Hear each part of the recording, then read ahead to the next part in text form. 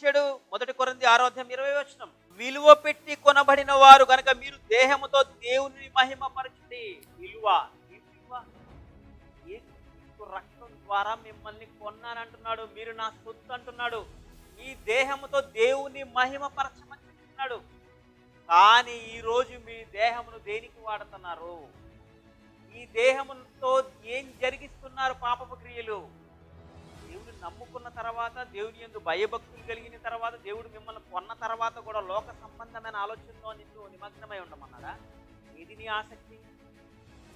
లోకానికి వేరే బ్రతకమన్నాడు కదా. లోకానికి వేరే బ్రతికినప్పుడు నువ్వు దేవుని ఆరాధించే విషయంలో భయభక్తులు కలిగి బ్రతకాలి. మరి నిన్ను నువ్వు పరీక్షించుకో, నువ్వు ఎలా ఉన్నావు? రోజు నిన్ను పరీక్షించుకో, ఎలా ఉన్నావు? లోకంలో పడి తిరుగుతున్నావా? దేవుని పిల్లలతో కలిసి దేవుని జ్ఞానాన్ని నేర్చుకుంటూ దేవుని స్థుతిస్తూ బ్రతుకుతున్నావా? మీరే ఆలోచించండి.